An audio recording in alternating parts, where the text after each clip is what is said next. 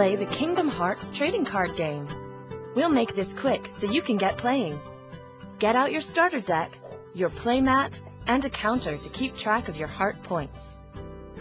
Lay out your playmat. Then take your player card from your deck and place it face up on the player card area, like this.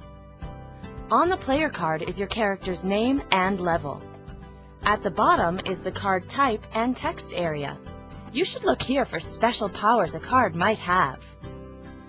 The number on the red background is your attack value, the damage this character can dish out during a battle or challenge.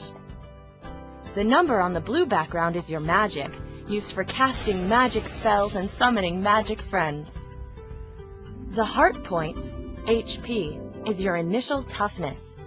Check the HP value of your player card and put your counter on the matching number on the heart point track on your playmat. If this is reduced to 0, you lose the game. Next, shuffle your deck and place it face down on the deck area of your playmat. Then, each player draws 6 cards from their deck. You're ready to go!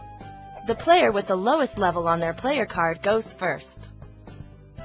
There are 4 phases in your turn, and once you complete all 4, it's your opponent's turn.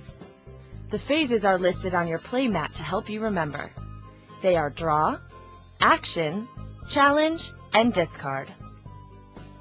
The first phase is the draw phase. If you have less than 6 cards, draw from the top of your deck until you are back up to 6. The next phase is the action phase, and there are a lot of options. The first option is movement. Movement is playing a world card from your hand. You may do this only once per turn. When you move, you gain 1 heart point. On the world card are the card's name, text, type, and level. The level is important. If the combined levels of your worlds total 13 or more, you win. The second option in your action phase is to play dark cards. Dark cards represent the heartless and villains that hinder your opponent. Dark cards are played on your opponent's world, and your opponent may not move while there are any dark cards on their world card. The level of your opponent's top world card tells you how many dark cards can be played on it. Also, the level of each dark card must be equal to, or less than, the total level of your opponent's world cards. So if the top world card is a level 2, you can play 2 dark cards on it. The total combined level of their world cards is 4. That means you can't play dark cards higher than level 4 right now. Dark cards can be removed from the world cards during an action called Battle, which is a third option for your action phase. You can battle once per turn. During battle, compare your player card's attack value to the dark card's power value. If the attack value is equal to or higher, the dark card is defeated and moved to its owner's discard pile. If your attack isn't enough to beat the dark card, you can use an attack card. These raise your attack value.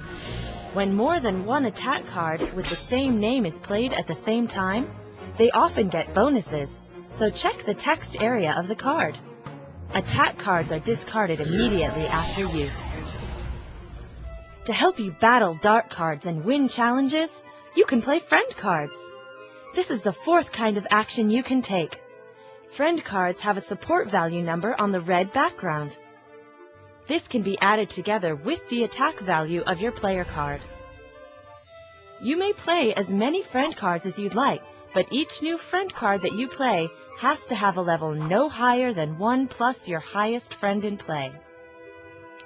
So a level 3 if you have a level 2 in play, a level 2 if you have a level 1, or a level 1 or 0 if you have no friend cards in play.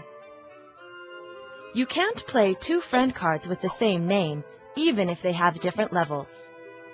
But you can discard an old friend card to play a new one of the same name.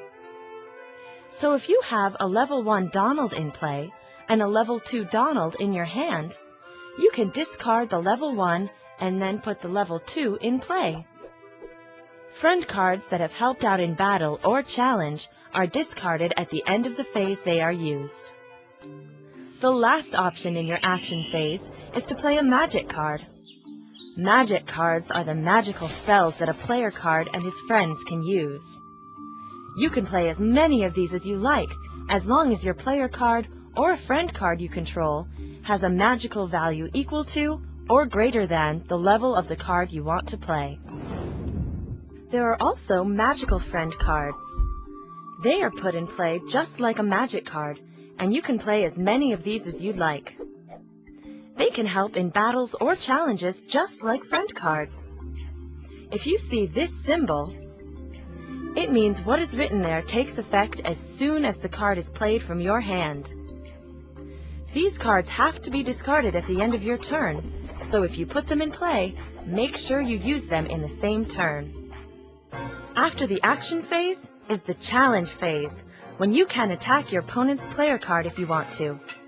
If you attack, both players move their player card to the center of the table.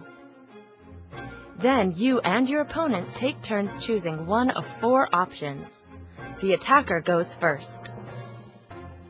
The first option is to choose to have a friend card or a magical friend card participate in this challenge. The next option is to play 1 or more attack cards from your hand. The third option is to play a magical card or a magical friend card.